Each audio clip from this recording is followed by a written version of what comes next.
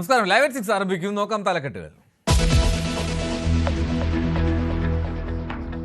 തീപിടിച്ച Wan Hai 503 കപ്പൽ മുങ്ങിത്താഴുന്നു. കടലിൽ വീണ കണ്ടെയ്നറുകൾ വീണ്ടെടുക്കാൻ ശ്രമം തുടങ്ങി.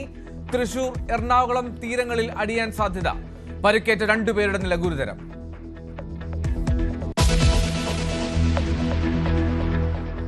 നിലമ്പൂരിൽ മുസ്ലിം പാർട്ടികളുടെ പിന്തുണയിൽ വാക്പോര്. PDP വർഗീയ കക്ഷിയല്ലെന്ന് CPM സെക്രട്ടറി. വർഗീയ പാർട്ടി ജമാഅത്തെ ഇസ്ലാമി. ജമാഅത്തെ ഇസ്ലാമി ലോകത്തെമ്പാടുമുള്ള ഒരു വർഗീയ ശക്തിയാണ്. ലോകത്തെ ഇസ്ലാമിക രാഷ്ട്രം പോകണമെന്ന് RSS പറയുന്നത് പോലെ അതിന് കൗണ്ടർ പാർട്ടായിട്ട് പറയുന്ന ഒരു പാർട്ടിയാണ്. ആ നിലപാടെന്നുള്ളല്ലോ PDP എടുത്തുകൊണ്ടിരിക്കുന്ന നിലപാട്. പീഡിപ്പിക്കപ്പെട്ട ഏറ്റവും പ്രധാനപ്പെട്ട ഒരു വിഭാഗമല്ലേ കേരളത്തെ സംബന്ധിച്ചിടത്തോളം. ജമാഅത്തെ ഇസ്ലാമിയെ പുകഴ്ത്തുന്ന പിണറായിയുടെ പഴയ പ്രസ്താവനകളുമായി തിരിച്ചടിച്ച് VD സതീശൻ. 2009 അദ്ദേഹം പറഞ്ഞു, മുസ്ലിം സംഘടനകളിൽ വ്യക്തമായ രാഷ്ട്രീയ നിലപാടുള്ള സംഘടനയാണ് ജമാഅത്ത് ഇസ്ലാമി. ദേശീയ സാർവദേശീയ രംഗത്തേക്ക് ഒക്കെ ജമാഅത്ത് ഇസ്ലാമിക്ക് കൃത്യമായ കാഴ്ചപ്പാടുണ്ട്. അവരെ ഞങ്ങൾ സ്വാഗതം ചെയ്യുന്നു, അവരുടെ പിന്തുണയെ. പിണറായി വിജയൻ പറഞ്ഞാണ്. 2 മുന്നണികളും വർഗീയ കാർഡ് ഇറക്കുന്നുവെന്ന് BJP.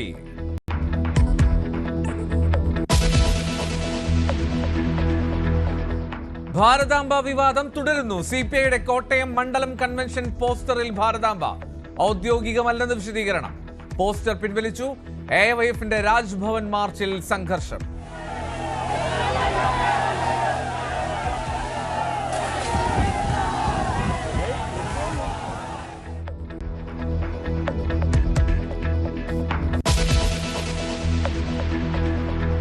ദിയ കൃഷ്ണയുടെ സ്ഥാപനത്തിലെ സാമ്പത്തിക തട്ടിപ്പ് കേസിൽ വഴിത്തിരിവ്.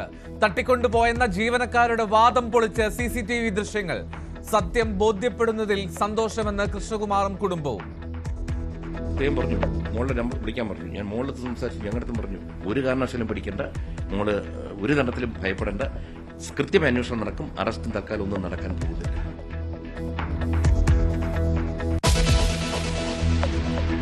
ന്യൂസ് 18 നടത്തുന്ന ഈ ഒരു ഇനിഷ്യേറ്റീവ്, ഈ ഒരു വൈബ്രന്റ് ക്യാമ്പയിൻ AD 2025 എന്ന Rajagiri college of management and applied സയൻസസുമായി ചേർന്ന് നടത്തുന്ന ഈ ഇനിഷ്യേറ്റീവിനെ ഹൃദയത്തിന്റെ ഭാഷയിൽ അഭിനന്ദിക്കുന്നതിനോടൊപ്പം തന്നെ ആസ് സോഷ്യൽ ബീയിങ്സ് നമ്മളുടെ എല്ലാവരുടെയും റെസ്പോൺസിബിലിറ്റിയാണ് ലഹരി വ്യാപനത്തിനെതിരെ ഒന്നായി നമുക്ക് കൈകോർക്കാം. AD 2025 ആന്റി ഡ്രഗ് ക്യാമ്പയിന് തുടക്കം. ആദ്യ പരിപാടി കൊച്ചിയിൽ. പങ്കെടുത്ത പ്രമുഖർ.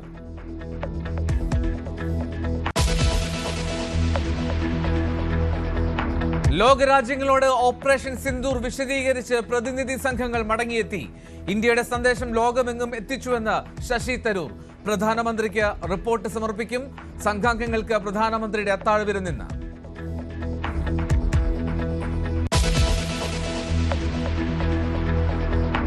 ഹണിമൂൺ കൊലപാതകത്തിൽ പുറത്തുവരുന്നത് ഞെട്ടിക്കുന്ന വിവരങ്ങൾ. രാജയെ കൊല്ലാൻ ഭാര്യയെ സഹായിച്ചത് സുഹൃത്ത്. അന്വേഷണം ഇരുവരും തമ്മിലെ ബന്ധത്തിലേക്കും. പ്രതികളെ കുരുക്കാൻ നിർണായകമായത് ടൂർ ഗൈഡിന്റെ മൊഴി.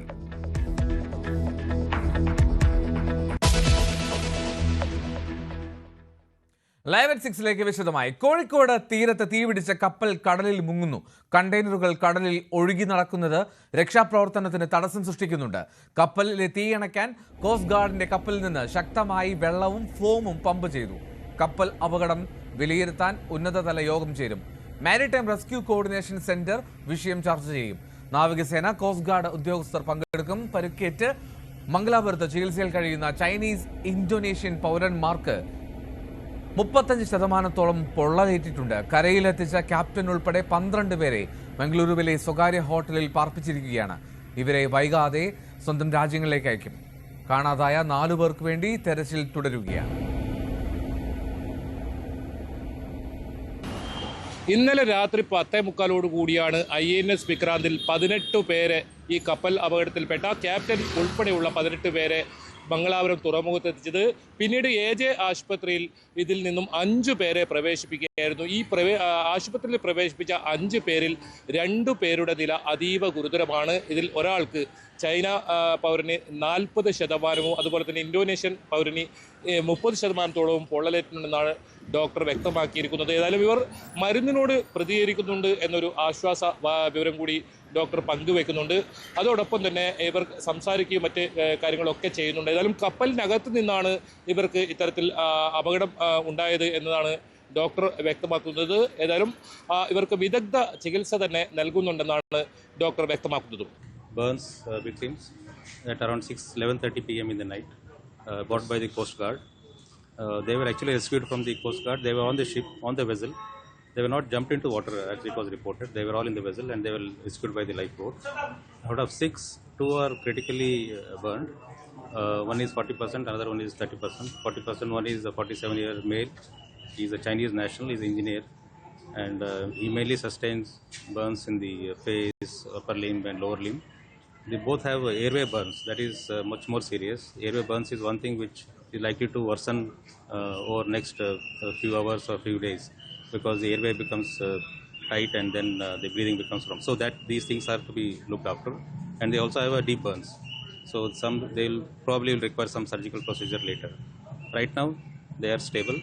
They are conscious. They are able to speak and they are able to take some liquids also. And their vitals are okay. കപ്പലിലുണ്ടായ ക്യാപ്റ്റൻ ഉൾപ്പെടെയുള്ള 12 പേർ ഞാനിപ്പോൾ നിൽക്കുന്ന AJ ഗ്രാൻഡ് ഹോട്ടലിലാണ് താമസിക്കുന്നത്. ഇവരെ ഇന്നലെ രാത്രി തന്നെ എമിഗ്രേഷൻ നടപടികളൊക്കെ പൂർത്തിയാക്കി ഈ ഹോട്ടലിലേക്ക് എത്തിക്കുകയായിരുന്നു. 12 പേരാണ് ഇവിടെ ഉള്ളത്. ഇവർക്ക് ആർക്കും തന്നെ ഏതെങ്കിലും തരത്തിൽ പരിക്കുകളോ ഒന്നുമില്ല. വിവിധ രാജ്യങ്ങളിലെ പൗരന്മാരാണ്. ഏതായാലും ഇവർക്ക് ഇനി മറ്റു നടപടിക്രമങ്ങൾ പൂർത്തിയാക്കി ഇവരെ നാട്ടിലേക്ക് പറഞ്ഞേക്കാനുള്ള നീക്കങ്ങൾ ആരംഭിച്ചിട്ടുണ്ട്. കപ്പൽ കമ്പനി അധികൃതരും ഇവരെ നിരന്തരം ബന്ധപ്പെടുന്നുണ്ട്. ഏതായാലും ഇവർ ഇന്നലെ തന്നെ AJ ഗ്രാൻഡ് ഹോട്ടലിലേക്ക് മാറ്റി പാർപ്പിച്ചിട്ടുണ്ട്. ഇവർക്ക് ആർക്കും തന്നെ പരിക്കുകളോ ഒന്നും തന്നെ ഇല്ല. എന്തായാലും ഇപ്പോൾ 6 പേരാണ് ചികിത്സയിലുള്ളത്. ഇതിൽ 2 പേരുടെ നില ഗുരുതരമാണ്. 18 പേരെയാണ് ഇത്തരത്തിൽ കോസ്റ്റ് ഗാർഡിൻ്റെ നേതൃത്വത്തിൽ രക്ഷപ്പെടുത്തി ഇവിടെ നിന്നും മംഗളൂരുവിൽ എത്തിച്ചത്. 11 മണിയോടുകൂടി 10:45-11 മണിയോടുകൂടി ഇവരെല്ലാം തന്നെ മംഗലാപുരത്തെ ആശുപത്രിയിൽ പ്രവേശിപ്പിക്കാനായി അത്രയും വിദഗ്ധമായ ചികിത്സ ലഭിക്കുന്ന ഒരു ആശുപത്രിയിൽ തന്നെയാണ് ഇവരെത്തിച്ചിട്ടുള്ളത്. പ്രത്യേകിച്ച് ഇത്തരത്തിൽ പൊള്ളലേറ്റാൽ ചികിത്സിക്കുന്ന പ്രധാനപ്പെട്ട ഒരു ആശുപത്രിയാണ് AJ ആശുപത്രി. അതുകൊണ്ട് തന്നെയാണ് AJ ആശുപത്രി തിരഞ്ഞെടുക്കാനും കാരണം. പോലീസും പോർട്ട് അധികൃതരും ഉൾപ്പെടെ ഉള്ള സഹകരണം അത് ഇപ്പോഴും തുടരുന്നുണ്ട്.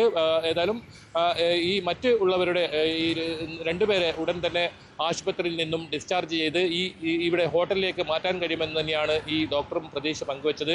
എന്നാലും ഈ 2 പേരുടെ നില 74 മണിക്കൂർ കഴിഞ്ഞാൽ മാത്രമേ ഇവരുടെ ഒരു അവസ്ഥ പറയാൻ പറ്റൂ എന്നാണ് ഡോക്ടറും വ്യക്തമാക്കിയിരിക്കുന്നത്. എന്തായാലും ഇവർക്ക് വിദഗ്ധ ചികിത്സ തന്നെയാണ് മംഗളൂരിൽ നിന്നും നൽകുന്നത്. KB Baiju, news 18, Mangaluru. കടലിൽ വെച്ച് തന്നെ കണ്ടെയ്നറുകൾ എടുക്കാൻ കഴിഞ്ഞേക്കുമെന്ന് Azhikkal port officer captain PK Arunkumar പറഞ്ഞു. ചില കണ്ടെയ്നറുകൾ തൃശൂർ, എറണാകുളം ജില്ലാ തീരങ്ങളിൽ അടിയാൻ സാധ്യതയുണ്ടെന്നും അദ്ദേഹം പറഞ്ഞു. തെക്ക് കിഴക്കൻ ദിശയിലേക്കാണ് കടലിലുള്ള കറണ്ട് ഒഴുകുന്നത്.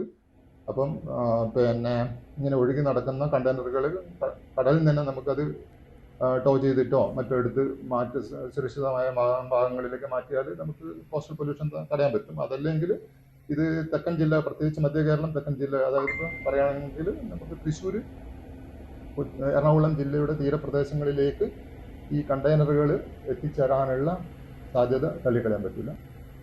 കേരള തീരത്തുണ്ടാകുന്ന തുടർച്ചയായ കപ്പൽ അപകടങ്ങൾ ആശങ്കയോടൊപ്പം ചില സംശയങ്ങളും ഉയർത്തുന്നുണ്ട്. വിഴിഞ്ഞം തുറമുഖം യാഥാർത്ഥ്യമായ ശേഷമാണ് കേരള തീരത്ത് തുടർച്ചയായി 2 അപകടങ്ങൾ സംഭവിച്ചത്. അപകടങ്ങൾ യാദർശികമാണെങ്കിൽ പോലും എല്ലാ വശങ്ങളും അന്വേഷിക്കണമെന്ന് ആവശ്യമാണ് ഉയർന്നു വരുന്നത്. പ്രത്യേകിച്ച് ആദ്യ അപകടത്തിൽ ക്യാപ്റ്റനെ ചോദ്യം ചെയ്യാത്തതടക്കമുള്ള കാര്യങ്ങൾ ലത്തീൻ സഭ പരാതിയായി ഉയർത്തുന്നുണ്ട്. വിഴിഞ്ഞം അന്താരാഷ്ട്ര തുറമുഖത്തെ സംബന്ധിച്ച് കഴിഞ്ഞ ദിവസം ഏറ്റവും സുപ്രധാനമായിരുന്നു. ലോകത്തിലെ ഏറ്റവും വലിയ ചരക്ക് കപ്പലായ MSC ഐറന് ബർത്തിലെടുത്ത ദിവസം. പാരിസ്ഥിതിക സാമ്പത്തിക നഷ്ടത്തിന്റെ സാഹചര്യം നിലനിൽക്കുമ്പോഴും തെല്ലെങ്കിലും കൊച്ചിയിലെ കപ്പൽ അപകടത്തിന്റെ നിരാശ ജനങ്ങളിൽ നിന്ന് ഒഴിയുന്ന സാഹചര്യമായിരുന്നു ഐറനയുടെ വരവ് നൽകിയ സന്തോഷം. എന്നാൽ ആ സന്തോഷം അധികം നീണ്ടുനിന്നില്ല. ഐറന് വിഴിഞ്ഞത്തെത്തി മണിക്കൂറുകൾക്കുള്ളിൽ ആ വാർത്തയും പരന്നു. ബേപ്പൂരിന് സമീപം മറ്റൊരു കപ്പൽ കത്തിയമരുന്നുവെന്ന്. അപ്പൊ ഈ ക്യാപ്റ്റൻ ഉൾപ്പെടെ ഈ ആളുകളെ കൊണ്ടുവരണം. അവർ സഞ്ചരിച്ച വഴികൾ എന്തായിരുന്നു എന്ന് ചോദിക്കണം. ഈ കണ്ടെയ്നറുകളിൽ ഉണ്ടായിരുന്ന കാര്യങ്ങൾ എന്താണെന്ന് വെളിപ്പെടുത്തപ്പെടണം. സത്യം പുറത്തു കൊണ്ടുവരണം. ഈ കാര്യങ്ങൾ എനിക്ക് തോന്നുന്നു പൊതുജനങ്ങൾക്കൊക്കെ ബോധ്യപ്പെട്ടു വരുന്നതേ ഉള്ളൂ. ആദ്യ കപ്പലപകടത്തിൽ ക്യാപ്റ്റനെ ഉൾപ്പെടെ വിശദമായി ചോദ്യം ചെയ്യാത്തതാണ് വിമർശനമായി ഉയരുന്നത്. പ്രതികൂല കാലാവസ്ഥ ആയിരുന്നില്ല, കടൽ ചുഴിയോ കപ്പലിന്റെ തകരാറോ ആണോ ആദ്യ അപകടത്തിന് കാരണമെന്ന് ഇതുവരെ കണ്ടെത്താനായിട്ടില്ല. 1968 അറബിക്കടലിൽ നേരത്തെ ഒരു അപകടമുണ്ടായത്. ശംഖുമുഖത്ത് അന്ന് ഗ്രീക്ക് കപ്പൽ അപകടത്തിൽപ്പെടുകയായിരുന്നു. പിന്നെയും 2 നൂറ്റാണ്ട് പിന്നിലെ ചരിത്രം പരിശോധിച്ചാലേ കേരള തീരത്ത് ഒരു കപ്പലപകടം കണ്ടെത്താൻ കഴിയൂ. 1754 വർക്കലയ്ക്ക് സമീപമായിരുന്നു അത്. വിഴിഞ്ഞം തുറമുഖം യാഥാർത്ഥ്യമാകാതിരിക്കാൻ ഒരുപാട് ശക്തികൾ ശ്രമിച്ചിട്ടുണ്ട്. അതുകൊണ്ട് തന്നെ അറബിക്കടലിലെ കപ്പലപകടങ്ങളെ സ്വാഭാവികതയ്ക്ക് വിട്ടുകൊടുക്കുന്നത് ശരിയായ കാര്യമാകില്ല. V Vinod, news 18. നിലമ്പൂരിൽ പുതിയ പോരാണ്, പിന്തുണ പോര്.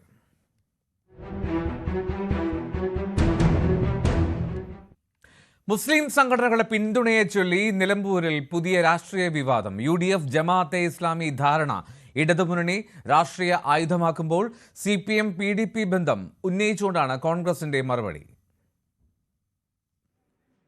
ന്യൂനപക്ഷ വോട്ടുകൾ നിർണായകമായ നിലമ്പൂരിൽ പോര് പുതിയ തലത്തിലെത്തുകയാണ്. തീവ്ര സ്വഭാവമുള്ള മുസ്ലിം സംഘടനകളുടെ പിന്തുണയാണ് തർക്കവിഷയം. ജമാഅത്തെ ഇസ്ലാമിയുടെ നേതൃത്വത്തിലുള്ള വെൽഫെയർ പാർട്ടി UDFന് പിന്തുണ പ്രഖ്യാപിച്ചതാണ് CPM ആയുധമാക്കിയത്. വർഗീയ സംഘടനകളുമായി കൂട്ടുപിടിച്ച് നിലമ്പൂരിൽ എങ്ങനെയും വിജയിക്കാനാണ് UDF ശ്രമമെന്ന് MV ഗോവിന്ദൻ. UDFിൻ്റെ ഏറ്റവും പ്രമുഖമായ സഖ്യകക്ഷിയെപ്പോലെയാണ് ജമാഅത്തെ ഇസ്ലാമിയും SDP-യും പ്രവർത്തിച്ചിട്ടുള്ളത്. അതുതന്നെയാണ് തുടരുന്നത്. ഇവിടെയും അതുതന്നെയാണ് ഇപ്പോൾ കാണാൻ കഴിഞ്ഞത്. ഞാനത് മുൻകൂട്ടി തന്നെ പറഞ്ഞ കാര്യമാണ്. മറവിൽ സഖ്യം പോലെ ഒരു സഖ്യം രൂപപ്പെടുകയാണ്. പക്ഷേ കോൺഗ്രസും മുസ്ലിം ലീഗും തിരിച്ചടിച്ചു. സമാന സ്വഭാവമുള്ള PDPയുടെ പിന്തുണ ഇടതുമുന്നണിക്കാണെന്ന് ഓർക്കണമെന്ന് കോൺഗ്രസ്. മുമ്പ് ജമാഅത്തെ ഇസ്ലാമിയും CPM-ഉം തമ്മിലുള്ള സഹകരണ ചരിത്രം ഓർമ്മപ്പെടുത്തുന്നു മുസ്ലിം ലീഗ്. എനിക്ക് അദ്ദേഹത്തെ ഓർമ്മിപ്പിക്കാനുള്ളത് ശ്രീ പിണറായി വിജയൻ അടക്കമുള്ള CPM നേതാക്കന്മാരുടെ മുൻകാല പ്രസ്താവനകളാണ്. AKG സെന്ററിൽ ഇരുന്നപ്പോൾ CPM-ന് പിന്തുണ കൊടുത്തപ്പോൾ അവർ മതേതരവാദികൾ, CPM-ന് പിന്തുണ പിൻവലിച്ച് UDF-ന് പിന്തുണ കൊടുത്തപ്പോൾ അവർ വർഗീയവാദികൾ. ഇതാണ് സ്ഥിര പരിപാടി. എല്ലാ വർഗീയ ശക്തികളും കാലം ഇത്രയും ഇടതുപക്ഷത്തിന്റെ ഒപ്പമായിരുന്നു. ഓരോ ചെറിയ പാർട്ടികൾ അവരുടേതായ നിലയ്ക്ക് ഓരോ പിന്തുണ പ്രഖ്യാപനങ്ങൾ നടത്തുന്നുണ്ട്. വെൽഫെയർ ഇങ്ങോട്ട്, PDP അങ്ങോട്ട്. മനസ്സിലായില്ലേ? PDP സഹകരണത്തെ CPM ന്യായീകരിക്കുന്നത് ഇങ്ങനെയാണ്. PDP വർഗീയ പാർട്ടിയല്ല. PDP-യും അതുപോലെ തന്നെ ജമാഅത്തെ ഇസ്ലാം ഒരുപോലെയാണോ? എന്ത് സംശയം കാര്യത്തിന്?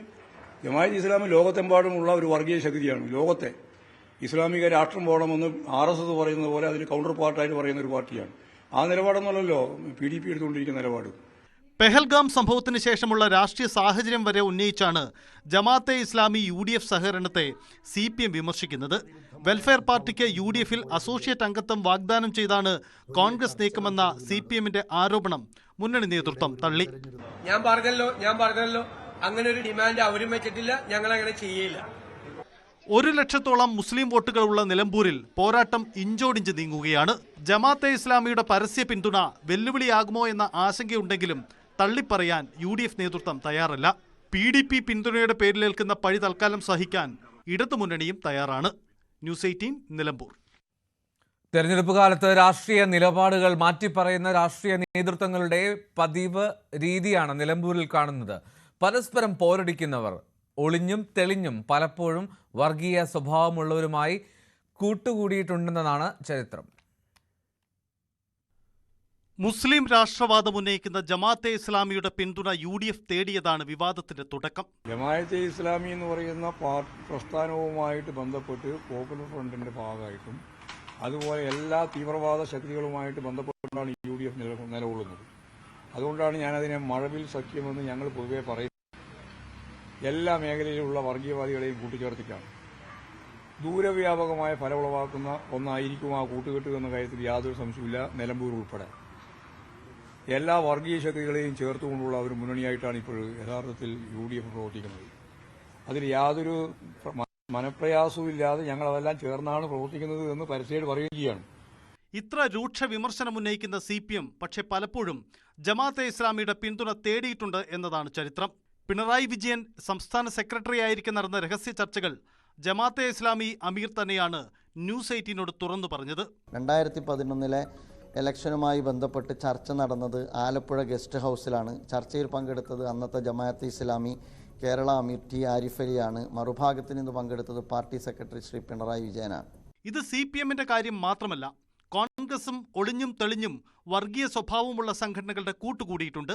ജമാഅത്തെ ഇസ്ലാമിയുടെ നിലപാടുകളെ തുറന്നെതിർത്ത ആര്യാടൻ ഷൗക്കത്തിന് തന്നെ നിലമ്പൂരിൽ അതേ സംഘടനയുടെ മുന്നിൽ പിന്തുണ തേടി നിൽക്കേണ്ടി വരുന്നു. ഇപ്പോൾ വെൽഫെയർ പാർട്ടിയുടെ പിന്തുണ UDFന് പ്രഖ്യാപിച്ചിട്ടുണ്ട്. അതിനെക്കുറിച്ച് ഒരു പ്രതികരണം ഒന്നും പറഞ്ഞില്ല. അത് പ്രതികരിക്കേണ്ട സംഗതി കാര്യമില്ലല്ലോ. ഇത് ഞാൻ പറഞ്ഞില്ലേ, ഈ 9 വർഷത്തെ പിണറായി വിജയൻ ഗവൺമെന്റിനെതിരെയുള്ള, അതേപോലെ തന്നെ ദേശീയ തലത്തിൽ ഫാസിസത്തിനെതിരെയുള്ള ഒരു വലിയ പോരാട്ടം നടക്കുക. അതിന്റെ ഭാഗമായിട്ട് പരമാവധി ആളുകളെ ഒരുമിച്ച് കൂട്ടിക്കൊണ്ടുള്ള ഒരു സംഗതി. പ്രഖ്യാപിത നിലപാടുകൾ തെരഞ്ഞെടുപ്പ് കാലത്ത് മറക്കുന്നതാണ് കേരളത്തിന്റെ പതിവ് കാഴ്ച. ഇത്തവണ അത് നിലമ്പൂരിലും ആവർത്തിക്കുന്നുവെന്ന് മാത്രം. News desk, news 18. UDF Jamaat-e Islami ബന്ധം അവിഹിത വീഴ്ചയെന്ന് CPM നേതാവ് എളമരം കരീം. കോൺഗ്രസ് നേരത്തെ BJPയുമായും ബന്ധം സൂക്ഷിച്ചിരുന്നു. തീവ്രവാദി ആക്രമണം രാജ്യത്തെ ഞെട്ടിച്ച സാഹചര്യത്തിൽ തീവ്രവാദ ശക്തികളുമായി കൂട്ടുചേരുക എന്നത് ചിന്തിക്കാൻ പോലും കഴിയില്ലെന്നും എളമരം കരീം പറഞ്ഞു. എന്നാൽ അവിഹിത വീഴ്ചയുടെ വക്താവ് എളമരം കരീം തന്നെയാണെന്നായിരുന്നു കോൺഗ്രസ് നേതാവ് രാജ്മോഹൻ ഉണ്ണിത്താന്റെ മറുപടി. ഗ്വാളിയോർ റയോൺസിലെ തൊഴിലാളിയായിരുന്ന എളമരം ഇന്ന് അദാനിയുടെ പാർട്ട്ണറാണെന്ന ആരോപണവും രാജ്മോഹൻ ഉന്നയിച്ചു. ഇത് ഒരു തരം അവിഹിത വീഴ്ചയല്ലേ? പണ്ട് ഇവർ BJPയുമായി മുന്നണി ഉണ്ടാക്കി കേരളത്തിൽ ഗ്രാമപഞ്ചായത്ത് തെരഞ്ഞെടുപ്പ് നടത്തിയിരുന്നു, പഞ്ചായത്ത് മത്സരിച്ചിരുന്നു. അപ്പോൾ തെരഞ്ഞെടുപ്പിൽ തോൽക്കുമെന്ന് കണ്ടാൽ രാഷ്ട്രീയത്തിലെ എല്ലാ ധാർമ്മികതയും ഉപേക്ഷിക്കുക, മതനിരപേക്ഷ തത്വം ബലി കഴിക്കുക, ഇത് അങ്ങേയറ്റം വൃത്തികെട്ട രാഷ്ട്രീയമാണ്. അത് നിലമ്പൂരിലെ ജനങ്ങൾ നല്ല മറുപടി കൊടുക്കും. വളരെ വളരെ അപകടം പിടിച്ച ഒരു രാഷ്ട്രീയ സാഹചര്യത്തിലേക്കാണ് പോകുന്നത്. തീവ്രവാദികളുടെ ആക്രമണം രാഷ്ട്രത്തെ തന്നെ ഞെട്ടിച്ച ഒരു സാഹചര്യത്തിൽ ഇത്തരം തീവ്രവാദ ശക്തികളുമായി കൂട്ടുചേരുക എന്നത് ചിന്തിക്കാൻ പോലും കഴിയാത്തതാണ്. അവിഹിത വീഴ്ച എന്നാണ് എളമരം കരീം പറഞ്ഞതിനെ പറഞ്ഞത്. അല്ല, അത് പുള്ളി ശരിക്കും നടത്തിയിട്ടുള്ളതുകൊണ്ടാണ് ഈ പുള്ളി പറയുന്നത്. പുള്ളി അവിഹിത വീഴ്ചയുടെ ഒരു വക്താവായിരുന്നു. അപ്പൊ എല്ലാം പുള്ളി തന്നെ ഇപ്പൊ തന്നെ പുള്ളി ആരാ നിങ്ങൾക്കറിയാമല്ലോ. ഗോളിയാർ റയൺസിലെ ഒരു പാവപ്പെട്ട തൊഴിലാളി. ഇപ്പൊ അദ്ദേഹം അദാനിയുടെ പാർട്ണറാണ്. അത്രയും വളർന്നു അദ്ദേഹം. ഒരു തൊഴിലാളിയിൽ നിന്ന് കോടീശ്വരനായ ഒരു കോർപ്പറേറ്റിന്റെ പാർട്ണറായി മാറി. അപ്പൊ അത് അവിഹിതമല്ലേ? അവിഹിതമല്ലേ? എങ്ങനെയാണ് ഒരു തൊഴിലാളി അലാവുദ്ദീന്റെ അത്ഭുത വിളക്കൊണ്ടു അയാളുടെ കയ്യിൽ ഇത്ര കോടികൾ ഉണ്ടാക്കാൻ? അപ്പൊ അയാളൊരു അവിഹിത സന്തതിയാണ്. രാഷ്ട്രീയത്തിലെ ഒരു അവിഹിത ഉൽപ്പന്നമാണ് അയാൾ. ഇല്ലെങ്കിൽ ഈ ആശാ വർക്കർമാരെ അയാൾ അവമാനിക്കൂ? അധ്വാനിക്കുന്നവന്റെ പാർട്ടി, ഭാരം ചുമക്കുന്നവന്റെ പാർട്ടി, തൊഴിലാളി വർഗ സർവാധിപത്യ പാർട്ടി, ജന്മിത്തെ അവസാനിപ്പിക്കാൻ ജന്മം കൊണ്ട പാർട്ടി, പാലോറ മാതയുടെ പശുക്കുട്ടിയെ വിറ്റ് ദേശാഭിമാനം തുടങ്ങിയ പാർട്ടി, അവര് പറയുന്നു അദാനി ഞങ്ങളുടെ പാർട്ണറാണ്. PDP ജമാഅത്തെ ഇസ്ലാമി പിന്തുണയിൽ UDFനെയും LDFനെയും വിമർശിച്ച് BJP നേതാവ് K. സുരേന്ദ്രൻ. വോട്ടിന് വേണ്ടി ദേശദ്രോഹ കക്ഷികളുമായി കൈകോർക്കുന്നത് ദൂരവ്യാപക പ്രത്യാഘാതമുണ്ടാക്കും. രണ്ട് മുന്നണികളും വിനാശകരമായിട്ടുള്ള നിലപാടാണ് സ്വീകരിക്കുന്നതെന്നും സുരേന്ദ്രൻ പറഞ്ഞു. ഭാരതാംബയുടെ ചിത്രം പതിച്ച CPIയുടെ സമ്മേളന പോസ്റ്റർ വിവാദത്തിൽ. കോട്ടയം മണ്ഡലം കൺവെൻഷനോടനുബന്ധിച്ച് പുറത്തിറക്കിയ ഓൺലൈൻ പോസ്റ്റർ ഒടുവിൽ പിൻവലിച്ചു. ദേശീയ പതാകയുടെ ചിത്രം ഉപയോഗിക്കേണ്ട എന്ന തീരുമാനത്തിന്റെ അടിസ്ഥാനത്തിലാണ് പോസ്റ്റർ പിൻവലിച്ചതെന്നാണ് CPI ജില്ലാ നേതൃത്വം വിശദീകരിച്ചത്. ഈ മാസം 13 മുതൽ തുടങ്ങുന്ന CPI കോട്ടയം മണ്ഡലം കൺവെൻഷൻ ഓൺലൈൻ പോസ്റ്ററാണ് ഭാരതാംബയുടെ ചിത്രം ഉൾപ്പെടുത്തി ഇറക്കിയത്. ദേശീയ പതാകയുടെ നിറത്തിലുള്ള സാരിയാണ് വേഷം. കാവി പതാകയ്ക്ക് പകരം ദേശീയ പതാക പിടിച്ച ഭാരതാംബയാണ് ചിത്രത്തിൽ. ഇതാണ് ജില്ലാ നേതൃത്വം ഇടപെട്ട് പിൻവലിപ്പിച്ചത്. രാഷ്ട്രീയ പ്രചാരണത്തിനായി ദേശീയ പതാകയും ഭാരതാംബയുടെ ചിത്രവും ഉപയോഗിക്കുന്നത് ശരിയല്ല. ഇതാണ് പോസ്റ്റർ പിൻവലിക്കാൻ കാരണമെന്ന് ജില്ലാ സെക്രട്ടറി BB ബിനു പ്രതികരിച്ചു. പാർട്ടിയുടെ വാട്സാപ്പ് ഗ്രൂപ്പിൽ വന്നപ്പോൾ തന്നെ ഇത് പ്രസിദ്ധീകരിക്കാതെ ഡിലീറ്റ് ചെയ്യുകയായിരുന്നു. ഞങ്ങളാരും അറിഞ്ഞുള്ളതല്ല, എങ്കിലും പാർട്ടിയുടെ ഒരു പ്രാദേശിക ഗ്രൂപ്പിൽ വന്നു എന്നറിഞ്ഞപ്പോൾ തന്നെ അത് ഡിലീറ്റ് ചെയ്യാൻ അങ്ങനെ ആവശ്യമില്ല. എന്നുവെച്ചാൽ പാർട്ടി സമ്മേളനത്തിൽ നമ്മൾ ദേശീയ പതാക ഉൾപ്പെടെയുള്ള ഒരു ചിഹ്നവും നമ്മുടെ പ്രചരണത്തിന് ഉപയോഗിക്കേണ്ടതില്ല എന്നുള്ളതുകൊണ്ട് അപ്പോൾ തന്നെ അത് വിഡ്രോ ചെയ്യാൻ പറഞ്ഞു. അതൊരു വിവാദത്തിൻ്റെ വിഷയമില്ല, പാർട്ടി തീരുമാനിച്ച് നടപ്പിലാക്കിയതല്ല. അതേസമയം വിവാദം BJP ആയുധമാക്കി. CPI ജില്ലാ നേതൃത്വത്തെ ആകെ BJPയിലേക്ക് ക്ഷണിച്ചുകൊണ്ട് മധ്യമേഖല അധ്യക്ഷൻ N. ഹരി രംഗത്ത് വന്നു. പോസ്റ്റർ അടിച്ചതിന് ശേഷം പെട്ടെന്ന് നിങ്ങൾക്കത് മാറ്റേണ്ടി വന്നു. കാവിക്കൊടിയുള്ള ഭാരത് മാതാവിനെയാണ് എതിർക്കുന്നതെന്നാണ് നിങ്ങളുടെ നേതാക്കന്മാർ പറഞ്ഞത്. പക്ഷേ ത്രിവർണ്ണ പതാക ഏന്തിയ കാവി ലേശം പതിക്കാത്ത ഭാരത് മാതാവ് എന്തായാലും ഭാരത് മാതാവാണ്. ആ ഭാരത് മാതാവിനെ വെച്ചിട്ടാണ് നിങ്ങൾ പോസ്റ്റർ അടിച്ചത്. രാജ്ഭവനിൽ ഭാരതാംബയുടെ ചിത്രം സൃഷ്ടിച്ച വിവാദവുമായി ഇതിന് ഒരു ബന്ധവുമില്ല എന്നാണ് CPI വിശദീകരിക്കുന്നത്. പോസ്റ്റർ തയ്യാറാക്കിയ നേതാക്കൾക്കെതിരെ നടപടി ഉണ്ടാകില്ല എന്നും CPI പറയുന്നു. ന്യൂസ് 18 കോട്ടയം. ഭാരത് മാതാവിനെ മാനിക്കുന്നുണ്ടെന്നും അതൊരു സങ്കല്പമാണെന്നും മൂവർണ്ണക്കൊടിയാണ് CPIക്ക് ഭാരതാംബയെന്നും ബിനോയ് വിശ്വം. ഇന്ത്യക്ക് അറിയാത്ത ഏതോ ഒരു ഭൂപടത്തിന് മുന്നിൽ ഒരു സിംഹത്തെയും കാവി പതാക പിടിച്ച ഒരു സ്ത്രീയെയും നിർത്തി അതിൽ പൂക്കൾ അർപ്പിക്കാൻ പറഞ്ഞാൽ പറ്റില്ലെന്നും ബിനോയ് വിശ്വം പറഞ്ഞു. ജർമ്മനിയിലേക്കും ഹിറ്ററിലേക്കും നോക്കി പഠിക്കുന്ന RSS പാഠശാലയല്ല CPIയുടേതെന്നും ബിനോയ് വിശ്വം. ദിയ കൃഷ്ണയുടെ സ്ഥാപനത്തിലെ സാമ്പത്തിക തട്ടിപ്പുമായി ബന്ധപ്പെട്ട കേസിൽ ആരോപണ വിധേയരുടെ ബാങ്ക് അക്കൗണ്ട് വിശദാംശങ്ങൾ പരിശോധിച്ച് പോലീസ്. കവടിയാറിലെ വ്യാപാര സ്ഥാപനത്തിലെ QR കോഡ് മാറ്റി 3 വനിതാ ജീവനക്കാർ സ്വന്തം അക്കൗണ്ടുകളിലേക്ക് പണം സ്വീകരിച്ചതിന്റെ തെളിവുകൾ അന്വേഷണ സംഘത്തിന് ലഭിച്ചു എന്നാണ് വിവരം. അതേസമയം 2 ജീവനക്കാരുടെ മൊഴി രേഖപ്പെടുത്താൻ പോലീസിന് ഇതുവരെ കഴിഞ്ഞിട്ടില്ല. കൃഷ്ണകുമാറിനെതിരായ തട്ടിക്കൊണ്ടുപോകൽ ആരോപണങ്ങളെ ദുർബലപ്പെടുത്തുന്ന CCTV ദൃശ്യങ്ങളും ഇതിനിടെ പുറത്തുവന്നു. സാമ്പത്തിക തട്ടിപ്പ് കേസിൽ സത്യം ബോധ്യപ്പെട്ടു വരുന്നതിൽ സന്തോഷമുണ്ടെന്ന് കൃഷ്ണകുമാറും ദിയാകൃഷ്ണയും ന്യൂസ് 18നോട്. വനിതാ ജീവനക്കാർക്കെതിരെ ഒരുപാട് പരാതികൾ ഉയർന്നിട്ടും കരഞ്ഞുകൊണ്ട് ഇനി അത് ആവർത്തിക്കരുതെന്ന് താൻ ആവശ്യപ്പെട്ടതാണ്. മുഖ്യമന്ത്രിയുടെ ഓഫീസിൽ നിന്ന് ലഭിച്ചത് അപ്രതീക്ഷിതമായിട്ടുള്ള പരിഗണനയാണെന്നും കൃഷ്ണകുമാർ ന്യൂസ് 18നോട് പറഞ്ഞു. തൃപ്തിയാണ് ഇരിക്കുന്നത്. കാരണം ഇന്ന് രാവിലെ എണീക്കുമ്പോഴാണ് പത്രത്തിൽ വന്നൊരു ന്യൂസിന്റെ കാര്യം അമ്മ ഫോർവേഡ് ചെയ്യുന്നത്. കാര്യം എന്റെ ഷോപ്പിൽ ഇന്നലെ പോലീസ് എല്ലാവരും വന്നിട്ടുണ്ടായിരുന്നു. അവരെന്റെ എല്ലാ സ്റ്റേറ്റ്മെന്റും കാര്യങ്ങളും ഒക്കെ അന്വേഷിച്ചായിരുന്നു. വളരെ നല്ല രീതിയിലായിരുന്നു എല്ലാം അവർ ഡീൽ ചെയ്തിരുന്നത്. എല്ലാം ഞാൻ കൊടുത്തിട്ടുണ്ടായിരുന്നു. അപ്പോഴും ഞാൻ പറയുന്നത് ഇത്രേ ഉണ്ടായിരുന്നുള്ളൂ, സത്യം ജയിച്ചേ പറ്റത്തുള്ളൂ, എന്നെ നിങ്ങൾ ഹെൽപ്പ് ചെയ്യണം, ഞാനത് പറഞ്ഞിട്ടുണ്ടായിരുന്നു. അപ്പോൾ അവരും പറഞ്ഞു നമ്മളെ കൊണ്ട് പറ്റുന്ന ഹെൽപ്പ് നമ്മൾ ചെയ്യാം, നമ്മൾ ആദ്യം ഒന്ന് പരിശോധിക്കട്ടെ. 2 പേരുടെയും കിട്ടിയിട്ടുണ്ട്, 2 കൂട്ടരുടെ ഇനി പരിശോധിക്കണം. ഏത് രാഷ്ട്രീയ പ്രത്യയശാസ്ത്രത്തിൽ വിശ്വസിക്കുന്നവരാണെങ്കിൽ പോലും അത് അവർ ഭരണത്തിലിരിക്കുകയാണ്. ഇത് ആഭ്യന്തരമന്ത്രി കൂടിയാണ്. എൻ്റെ അടുത്ത് അവിടെ ചെല്ലുന്നു, ഇരിക്കാൻ പറഞ്ഞു. ഞാൻ കാര്യങ്ങൾ വിശദീകരിക്കുമ്പോൾ ഓൾറെഡി അദ്ദേഹത്തിനെ എല്ലാം ബ്രീഫ് ചെയ്ത് കൊടുത്തിരിക്കുന്നു. കൃഷ്ണകുമാറിനെയൊക്കെ ഞങ്ങൾക്ക് വലിയ ഇഷ്ടമാണ്, വിശ്വാസമാണ്, കൂടുതലൊന്നും പറയണ്ട, കൃത്യമായ അന്വേഷണം നടന്നിരിക്കും. അപ്പം ഞാനും പറയുന്നത് എനിക്ക് എന്റെ ഭാഗം അന്വേഷണം ഒന്നുമല്ല, സുതാര്യമായിട്ടൊരു അന്വേഷണം നടത്തുക. ആരാണോ തെറ്റുകാർ അവർക്ക് ശിക്ഷ വാങ്ങിച്ചു കൊടുക്കുക. ചില സമയങ്ങളിൽ ദൈവത്തിന്റെ അദൃശ്യ കരങ്ങൾ വർക്ക് ചെയ്യും. അദ്ദേഹത്തിന് മനസ്സിലാവുന്നു. അദ്ദേഹം പറഞ്ഞു മോളുടെ നമ്പർ വിളിക്കാൻ പറഞ്ഞു. ഞാൻ മോളത്ത് സംസാരിച്ചു, ഞങ്ങളുടെ പറഞ്ഞു ഒരു കാരണവശാലും പിടിക്കേണ്ട, മോള് ഒരു തരത്തിലും ഭയപ്പെടേണ്ട, കൃത്യമായ അന്വേഷണം നടക്കും, അറസ്റ്റും തൽക്കാലം ഒന്നും നടക്കാൻ പോകുന്നില്ല. ലൈവ് അറ്റ് 6 തുടരുന്നു. ഓപ്പറേഷൻ സിന്ദൂറിനെ കുറിച്ച് വിശദീകരിക്കാൻ വിദേശത്തേക്ക് അയച്ച സർവകക്ഷി സംഘത്തിലെ അംഗങ്ങളുമായി പ്രധാനമന്ത്രി നരേന്ദ്രമോദി അല്പസമയത്തിനകം കൂടിക്കാഴ്ച നടത്തും. 7 മണിക്ക് ഔദ്യോഗിക വസതിയിലാണ് യോഗം. ഭാവി നടപടികളും യോഗത്തിൽ ചർച്ചയാകും. ശശി തരൂർ, രവിശങ്കർ പ്രസാദ്, ബൈജൻ പാണ്ഡെ, സഞ്ജയ് ഝാ, കനിമൊഴി, സുപ്രിയ സുലെ, ശ്രീകാന്ത് ഷിൻഡെ തുടങ്ങിയ നേതാക്കളുടെ നേതൃത്വത്തിലാണ് സംഘാംഗങ്ങൾ വിവിധ രാജ്യങ്ങൾ സന്ദർശിച്ചത്. വിദേശ രാജ്യത്തിലെ നേതാക്കളുമായി നടത്തിയ കൂടിക്കാഴ്ചയെ സംബന്ധിച്ച് പ്രധാനമന്ത്രിക്ക് റിപ്പോർട്ട് സമർപ്പിക്കുമെന്ന് ശശി തരൂർ. സന്ദർശിച്ച 5 രാജ്യങ്ങളിലും ഇന്ത്യയുടെ സന്ദേശം എത്തിച്ചു. അവരുടെ പിന്തുണ ഉറപ്പാക്കാൻ കഴിഞ്ഞുവെന്നും ശശി തരൂർ പറഞ്ഞു. എൻ്റെ അഭിപ്രായത്തിൽ ഇൻഫോർമൽ ഗെറ്റ് ടുഗദറാണ്, ഫോർമൽ മീറ്റിംഗ് അല്ല. അങ്ങനെയല്ല ഞങ്ങൾ പറഞ്ഞിരിക്കുന്നത്. എന്തായാലും ഞാൻ എൻ്റെ വക എന്തായാലും ഒരു റിപ്പോർട്ട് കൊണ്ടുപോകാൻ പോകുന്നുണ്ട്. പക്ഷേ പ്രധാനമന്ത്രി എന്തായാലും എന്താ ചെയ്യുമെന്ന് പ്രധാനമന്ത്രിക്ക് അറിയുള്ളൂ. ഞാനൊരു ഭാരതീയനായിട്ട് ഭാരതത്തിന് വേണ്ടി സംസാരിക്കാൻ പോയി. അതായിരുന്നു എൻ്റെ കടമ. ആ കടമ ഞാൻ പൂർത്തിയാക്കിയതാണ് എൻ്റെ വിശ്വാസം.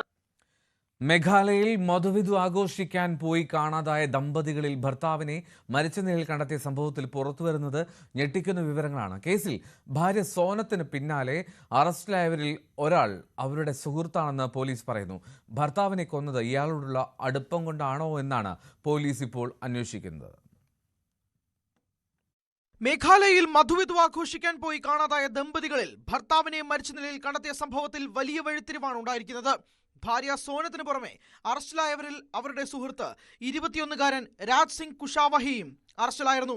ഇയാൾ സോനത്തിന്റെ പിതാവിന്റെ സ്ഥാപനത്തിലെ ജീവനക്കാരനാണ്. ഇവർ തമ്മിലെ ബന്ധത്തിലേക്കാണ് പോലീസ് അന്വേഷണം നീളുന്നത്. കൊല്ലപ്പെട്ട രാജ രഘുവംശിയുടെ സഹോദരൻ വിപുൽ രഘുവംശിയും ഇക്കാര്യം ഊന്നുന്നുണ്ട്. രാജ് കുഷാവഹിക്ക് പങ്കുണ്ടെങ്കിൽ സോനത്തിനും പങ്കുണ്ടാകുമെന്നാണ് സഹോദരന്റെ മൊഴി. पहली बात तो इसमें है तो जो राज इनके ऑफिस को एम्प्लॉयर है, तो एम्प्लॉयर का आना जाना हमको एकदम थोड़ा शक नहीं लगा हम लोगों को. वो राजा को जिस दिन लेके आया था मैं 4 तारीख को, उस दिन भी वो यहाँ पे शामिल था उसके पापा के साथ में. तो उसके पापा को भी नहीं था तो ये कोई कातिल है जिसने राजा को मारा है. तो उन लोगों को भी नहीं पता था, क्योंकि उन लोगों को कुछ ऐसा आइडिया होता कभी उसको लेके आते नहीं फिर. तो ये चीज़ें मैं जहाँ तक जानता हूँ मैं, तो इसकी मम्मी को जरूर कुछ पता होगा इस बारे में. बाकी इसकी मम्मी को ये भी नहीं पता होगा तो राज नहीं मारा था उस टाइम पे. बाकी ये जरूर पता है उसकी मम्मी को, तो राज का अफेयर चल रहा हुआ इससे सोनम से. സോനം ഹണിമൂൺ പദ്ധതിയിട്ടത് തന്നെ ഭർത്താവ് രാജ രഘുവംശിയെ കൊല്ലാനായിരുന്നുവെന്നാണ് മേഘാലയ DGP ഇദാഷിഷ നോറാങ് പറഞ്ഞത്. കൊലപ്പെടുത്താൻ സോനം കൊട്ടേഷൻ കൊടുത്തുവെന്നും പോലീസ് സ്ഥിരീകരിച്ചു. 19-കാരൻ ആകാശ് രാജ്പുത്, 22-കാരൻ വിശാൽ സിംഗ് ചൗഹാൻ എന്നിവരാണ് പിടിയിലായ മറ്റ് 2 പേർ. चारों आरोपी अभी इंदौर में ही हैं. इंदौर पुलिस कमिश्नरेट में है और अभी लगातार इनसे इंटरोगेशन जो शिमला जो शिलोंग पुलिस है उनके द्वारा इंटरोगेशन किया गया था. 3 को अरेस्ट किया जाकर कल उनका ट्रांजिट रिमांड 7 दिन का लिया गया था और आज एक आरोपी और आ गया है जिसकी भी अरेस्टिंग हुई है. आज दिन में इसका मेडिकल कराया जाकर इसको पेश किया जाएगा और पेश कराने के बाद फिर यह शिलोंग की जो पूरी टीम है इन 4 आरोपियों को लेकर रवाना हो जाएगी. ശനിയാഴ്ച രാത്രി ഗാസിപൂരിലെ ഒരു ദാബയിൽ നിന്നാണ് സോനത്തെ അബോധാവസ്ഥയിൽ കണ്ടെത്തുന്നത്. ചികിത്സയ്ക്കായി ഗാസിപൂർ മെഡിക്കൽ കോളേജ് ആശുപത്രിയിൽ പ്രവേശിപ്പിക്കപ്പെട്ട സോനം പിന്നീട് പോലീസിന് മുന്നിൽ ഹാജരാവുകയായിരുന്നു. തുടർന്ന് ഇവരുടെ അറസ്റ്റ് രേഖപ്പെടുത്തി. മേഘാലയയിലെ ചിറാപുഞ്ചിയിൽ മെയ് 23-നാണ് രാജ രഘുവംശിയും സോനവും മധുവിധു ആഘോഷിക്കാൻ പോയത്. ഇവരെ പിന്നീട് കാണാതായി. ജൂൺ 2-ന് രാജയുടെ മൃതദേഹം കണ്ടെടുത്തു. സോനത്തിനു വേണ്ടി തിരച്ചിൽ ഊർജിതമാക്കിയ പോലീസ് ശനിയാഴ്ച ഇവരെ ഗാസിപൂരിൽ നിന്നും കണ്ടെത്തുകയായിരുന്നു. രാജ രഘുവംശിയെ വടിവാൾ ഉപയോഗിച്ചാണ് കൊലപ്പെടുത്തിയത്. മൃതദേഹം കണ്ടെത്തിയ സ്ഥലത്തിന് സമീപത്തു നിന്ന് കൊലപ്പെടുത്താൻ ഉപയോഗിച്ച വടിവാൾ കണ്ടെത്തിയതായി കഴിഞ്ഞ ദിവസം പോലീസ് സ്ഥിരീകരിച്ചിരുന്നു. News desk news 18. സമൂഹത്തിലെ ലഹരി വ്യാപനത്തിനെതിരെ ന്യൂസ് 18 കേരളത്തിന്റെ നേതൃത്വത്തിൽ AD 2025 ആന്റി ഡ്രഗ് ക്യാമ്പയിന് തുടക്കമായി. ക്യാമ്പയിന്റെ ആദ്യ പ്രചാരണ പരിപാടി കൊച്ചിയിലെ Rajagiri college of management and applied സയൻസിൽ ഹൈബി ഈഡൻ MP ഉദ്ഘാടനം ചെയ്തു. ന്യൂസ് 18 നടത്തുന്ന ഈ ഒരു ഇനിഷ്യേറ്റീവ്, ഈ ഒരു വൈബ്രന്റ് ക്യാമ്പയിൻ AD 2025 എന്ന Rajagiri college of management and applied സയൻസസുമായി ചേർന്ന് നടത്തുന്ന ഈ ഇനിഷ്യേറ്റീവിനെ ഹൃദയത്തിന്റെ ഭാഷയിൽ അഭിനന്ദിക്കുന്നതിനോടൊപ്പം തന്നെ ആസ് സോഷ്യൽ ബീയിങ്സ് നമ്മളുടെ എല്ലാവരുടെയും റെസ്പോൺസിബിലിറ്റിയാണ്. ആസ് സോഷ്യൽ ബീയിങ്സ് നമ്മളുടെ സമൂഹം നൽകുന്ന ഒരുപാട് കാര്യങ്ങളിൽ അവരെ തിരിച്ചവർക്ക് നൽകാൻ വേണ്ടിയിട്ടുള്ള ഒരു അവസരമാണ്. അത് നിങ്ങൾ ഫലപ്രദമായി വിനിയോഗിക്കണമെന്ന് മാത്രം ഈ അവസരത്തിൽ പറഞ്ഞുകൊണ്ട് ഇതുമായി അസോസിയേറ്റ് ചെയ്യുന്ന പിട്ടാപ്പള്ളിയിൽ Reliance, south Indian bank, Poppy അവരെല്ലാവരെയും ഹൃദയപൂർവ്വം അഭിനന്ദിച്ചുകൊണ്ട് ഈ ചടങ്ങിന്റെ ഔപചാരികമായ ഉദ്ഘാടനം നിർവഹിച്ചതായി അറിയിക്കുന്നു. നന്ദി, നമസ്കാരം. ക്യാമ്പയിന്റെ ഭാഗമായി നടൻ റോഷൻ മാത്യുവും വേദിയിലെത്തി. വളരെ ചെറിയ സമയത്തേക്കുള്ള സന്തോഷത്തിന് വേണ്ടി ലഹരി ഉപയോഗിച്ച് പിന്നീട് അതിന് അടിമയായവരുണ്ടെന്നും ക്യാമ്പയിൻ സംഘടിപ്പിച്ച ന്യൂസ് 18 കേരളത്തിനോടും രാജഗിരി കോളേജിനോടും ബഹുമാനമുണ്ടെന്നും റോഷൻ പറഞ്ഞു. ഒരു മൊമെന്ററി ഗ്രാറ്റിഫിക്കേഷന് വേണ്ടി, ചെറിയൊരു സന്തോഷത്തിന് വേണ്ടിയോ അല്ലെങ്കിൽ ഒരു നിമിഷത്തെ ഇൻസ്പിറേഷന് വേണ്ടിയിട്ടോ ആണ് യൂഷ്വലി ഡ്രഗ്സ് എന്നുള്ളൊരു ഓപ്ഷനിലേക്ക്, ലഹരി എന്നുള്ളൊരു ഓപ്ഷനിലേക്ക് ആർട്ടിസ്റ്റ് ഞാൻ പോയി കണ്ടിട്ടുള്ളത്. പക്ഷെ വളരെ പെട്ടെന്ന് തന്നെ before we realise it turns into a dependency. ഇതില്ലാതെ സന്തോഷവും ഇല്ല, ഇതില്ലാതെ ഇൻസ്പിറേഷനും ഇല്ല എന്നുള്ളൊരു പോയിന്റ് എത്തിക്കഴിയുമ്പോഴത്തേക്കിനും യുവർ കോ വാല്യൂ, നിങ്ങളുടെ art, whatever it is that you intend to practise, അത് തന്നെ ഈ ലഹരിയുമായിട്ട് ഭയങ്കര ഡീപ്ലി കണക്റ്റഡ് ആയി പോകും. പിന്നെ അതിൽ നിന്നൊരു ഫ്രീഡം ഉണ്ടാക്കിയെടുക്കല് ബുദ്ധിമുട്ടാണ്. ഞാൻ കണ്ടിട്ടുള്ള വളരെ ചെറിയ, എൻ്റെ ഇതുവരെയുള്ള ചെറിയ ജീവിതത്തിലെ ചെറിയ എക്സ്പീരിയൻസസ് വെച്ചിട്ട് എനിക്ക് ആകെ ഷെയർ ചെയ്യാനുള്ളൊരു കാര്യം അത് മാത്രമാണ്. Because this is the event, അത് പറയണം എന്ന് തോന്നി. ഇങ്ങനൊരു ക്യാമ്പയിൻ നടത്തിയതിന് ന്യൂസ് 18 കേരളത്തിനും രാജഗിരി ഗ്രൂപ്പിനും respect for that. Thank you for doing it. Kunnathunad MLA PV Srinijan അധ്യക്ഷത വഹിച്ച ചടങ്ങിൽ Kochi city police commissioner Putta Vimaladitya, Rajagiri college director rev father doctor Mathew Vattathara, principal doctor Lali Mathew തുടങ്ങിയവരും സംസാരിച്ചു.